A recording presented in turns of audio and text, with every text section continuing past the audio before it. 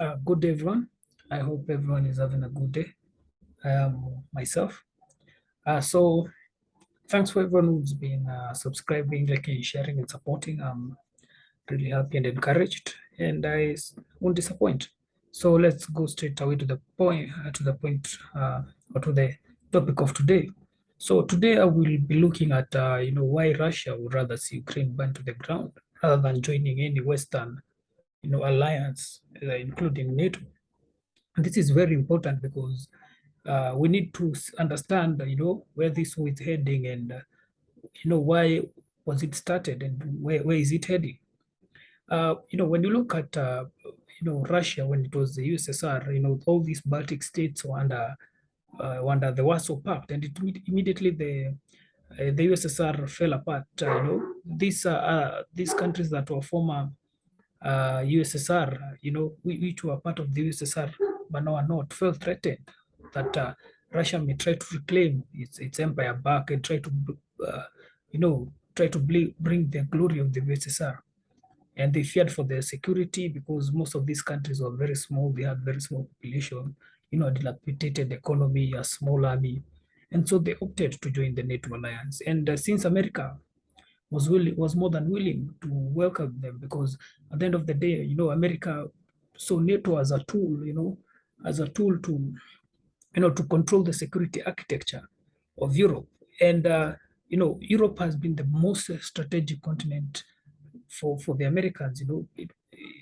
Even when even when Japan attacked America through Pearl Harbor, uh, even before America went to war with Japan, America had a very strategic. Their first priority was Europe. They were always considering to enter the war because of Europe. So for America, Europe has always been its so-called Western Hemisphere. When you go back to the Monroe Doctrine, where it was decided that no foreign military should be around the American hemisphere. That's the areas of Canada, the South American.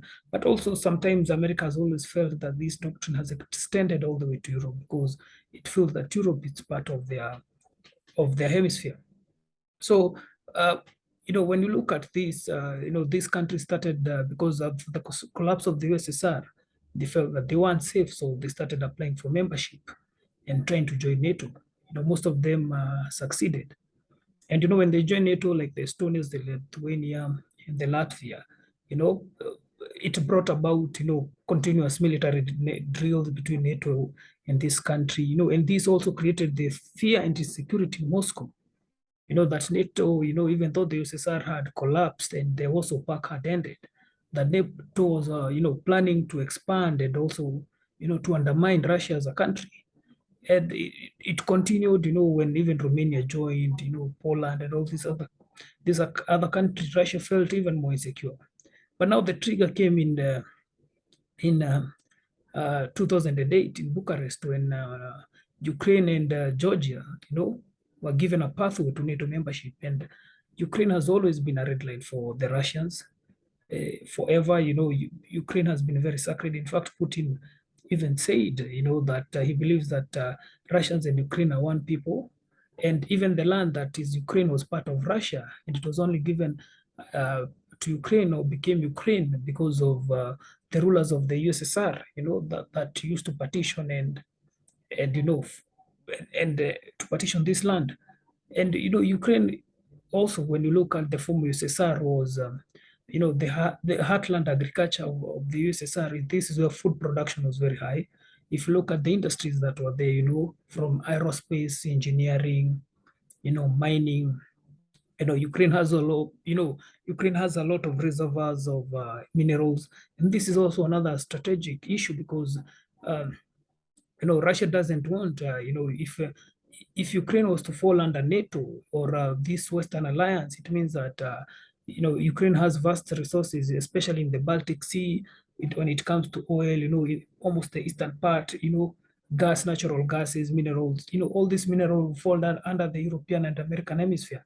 And this will in turn make Russia not to be of any importance or to have any leverage in terms of oil and gas. Okay, that doesn't matter now because Europe has pulled out of the Russian gas, but also Russia understands that, you know, even if Europe has pulled out of wanting Russia Russian oil and gas.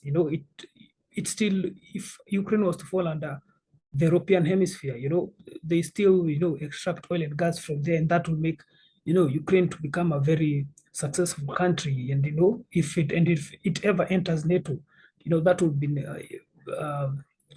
be NATO on the doorsteps of Russia. So to the Russians, even though when you look at these other countries, the Estonias, all these are bordering Russia, Russia has never felt threatened. But because of Ukraine, it's a very big country. It has a lot of resources. Russia feels that to them this is the red line, because they feel they are, Ukraine is more part of them than the Estonias, the Latvias, and the fact that it has resources, this also makes it hard. Makes it hard, for the Russians to give up this territory. That's why you can see even now through the war, the Russians have tried to take over the southern eastern part, trying to cut off Ukraine from the Baltic Sea, so that they can secure the oil interest, and most of the minerals and are on the eastern side. If you look at Ukraine internally, it's also very divisive. Ukraine has been experiencing a civil war, because you will see that, there's a survey that was carried in 2015 where they were asking the citizens of Ukraine which economic bloc they wanted to join. The Western people near the western side of the nation said it wanted to join the European Union. The eastern side near the Russian border said they wanted to join the Custom Union, which is an economic organization between Belarus, Kazakhstan, and Russia. And this is because the eastern side, it's mostly Russian speakers and Russians, and the western side is mostly Ukrainian. And this pattern is seen all the way, even when the survey asked people the citizens, if they wanted to join NATO, most of the Western people said yes, and most of the Eastern people said no. So this division has always been there. And even when elections happen, you find that, the Eastern side votes for pro-Russian, and the Western side vote for pro-Western. And that's why they've always been this tug of war, and this tug of war has always, it's more of, like a civil war where, they've never been agreed, because, Russia always influenced the eastern side, and the Western countries seems to be in good terms with with the Western side. And that's why you see a person like Zelensky, when he entered, he was very opposed by Putin, because most of the people who voted for him were the Ukrainian speaking nationals, and when he entered the office, he wasn't welcomed. He faced a lot of division. So when you see at the point of the Russian government, to them, NATO be sliding again into the arms of the Western Hemisphere. To them, it's unacceptable, because to them they feel like they have let the Estonians, the Latvia. And remember, in the 2008 Bucharest agreement, where NATO and Georgia were to be on a path to join NATO, immediately that year, Russia invaded Georgia. And this was done intentionally to ensure that Georgia becomes destabilized, that it doesn't join NATO. And you can see the same pattern now, because they've invaded the Ukraine. And at this point, to me, I feel like, Putin really doesn't care what happens, even if, they are ready to face the sanction, they're ready to face the music, as long as Ukraine cannot join NATO. They've decided to spoil the party for everyone. And I think that's what they're pushing, they rather that the war continues, and that, so that Ukraine can never be stable enough, to join a Western alliance, because to them, they feel they're threatened. And we understand that to them, they feel if NATO was to come to its doorstep, it would be a huge security threat, because first of all, NATO is seen as an organization that is backed by the American government. The American government push for,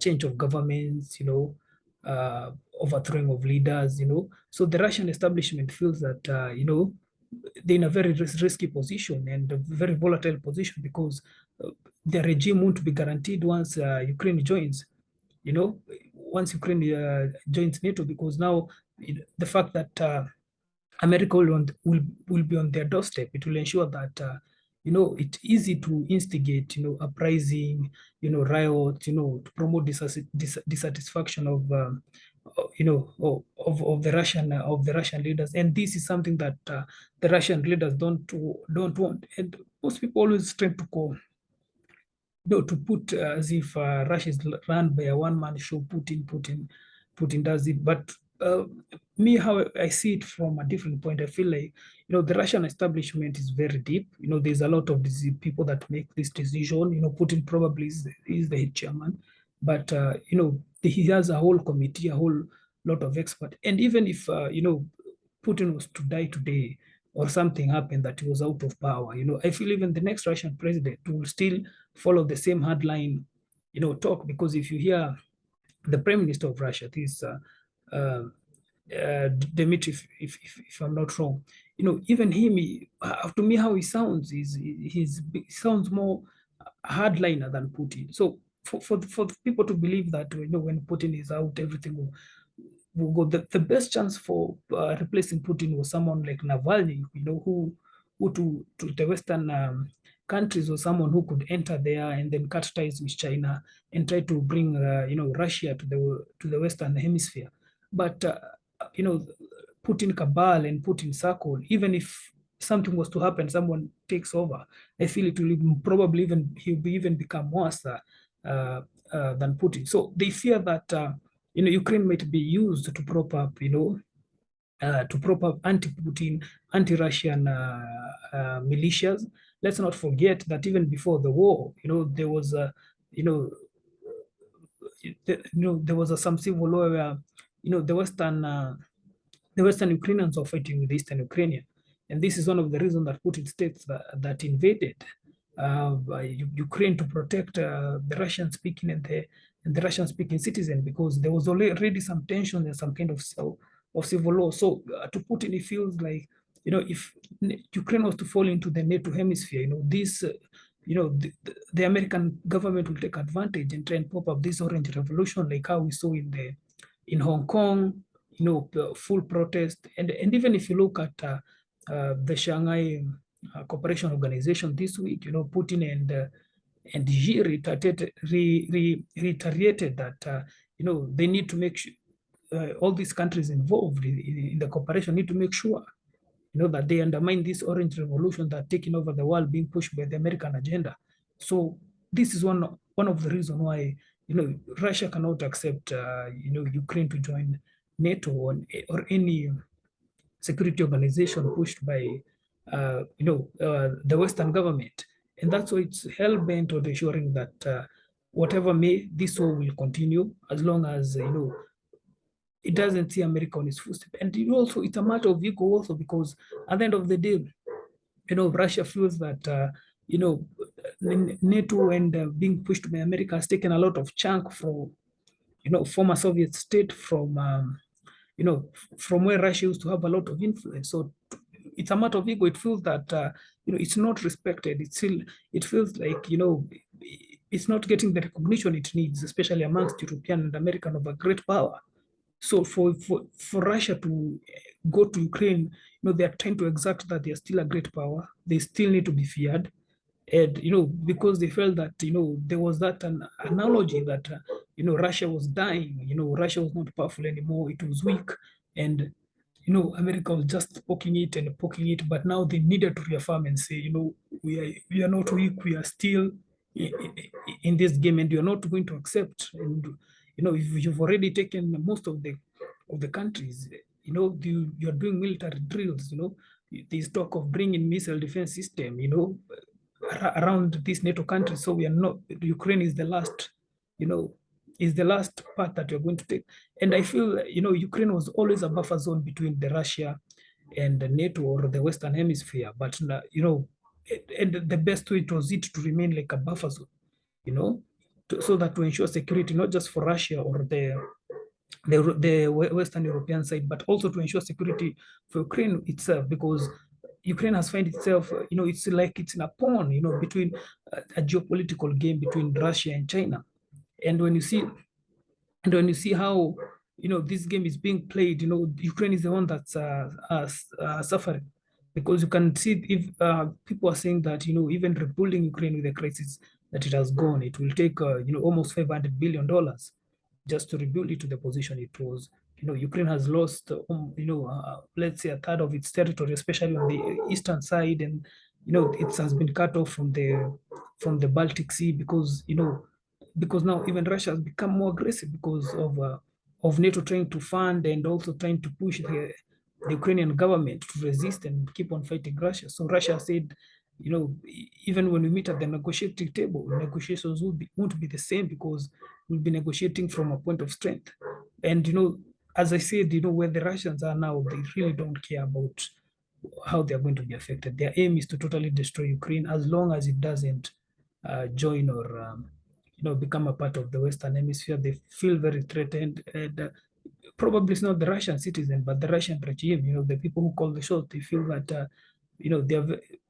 This is how this is how their end begins. If Ukraine joins NATO, it means there'll be conflict. It means that there'll be a push to overthrow the government and all these nasty stuff. And they don't want they want to maintain control over, at least over Ukraine, even though NATO has taken the other part, at least over Ukraine. Anyway, guys, I think I'm gonna leave it there. Thank you again, and I'll be posting more videos later. Cheers. Have a good day.